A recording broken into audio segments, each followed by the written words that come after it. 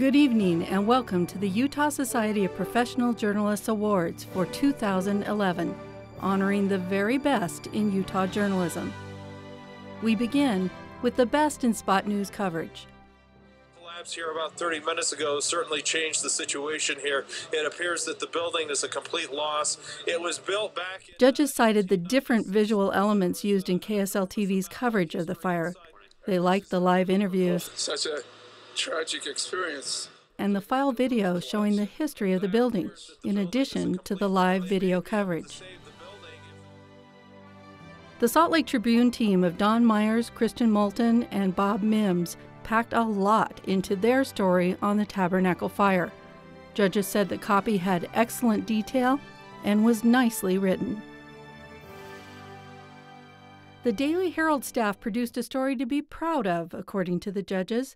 They said the staff's pounding of the pavement paid off with coverage that was thorough and well written. Lisa Christensen of the Tooele Transcript Bulletin takes home the prize for her story on a holdup at Walgreens. Judges said the narrative flowed well and focused on the details. Amanda, this kid, Ethan Stacy, has only been in the state for 10 days visiting his mom. The search for a 4-year-old boy in Layton takes home the top prize for KSL News Radio. Say that they found a body at 5 o'clock this afternoon of a juvenile male matching Ethan Stacy's description. Judges say the comprehensive approach gave listeners up-to-the-minute coverage of a developing and tragic story. Raw emotion. That's what caught the judge's eye in this photo shot by Paul Franton of the Salt Lake Tribune. The judge wrote, "Just imagining something as awful as losing a child leaves me feeling empty. I think that feeling is conveyed in the father's eyes." A bomb squad member looking like a space alien robot takes the prize for Judd Burkett of the Spectrum.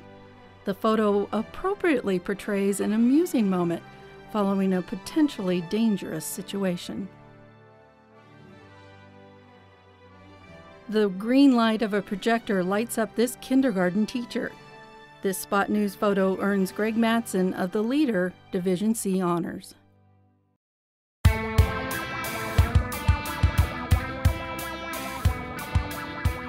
Best Magazine News Story goes to the staff at Utah Valley Magazine for UV50.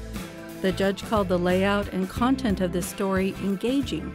The photos, celebrating the top 50 Utah Valley businesses, made what could have been a dry business piece inviting. In the magazine feature category, the winner is Heather Stewart of Utah Business Magazine. Stewart provided context with background and data, and the quotes drove the story forward rather than just filling space.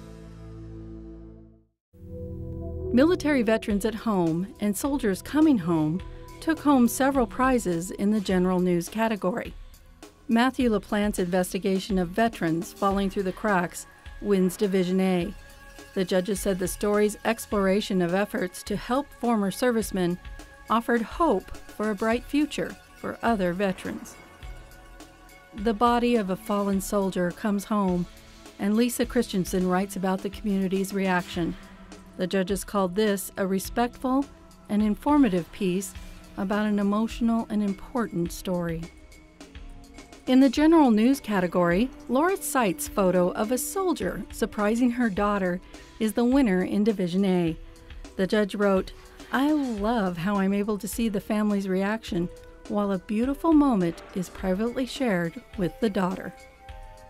Jennifer Brundine humanized the problem of chronic hair pulling by talking with patients who suffer from the ailment. Dangerous time.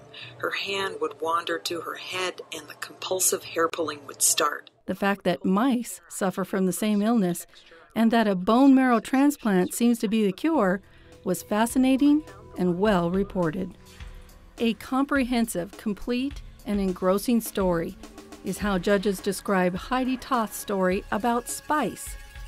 It was a well-written introduction to a confounding new drug that parents and politicians should know more about.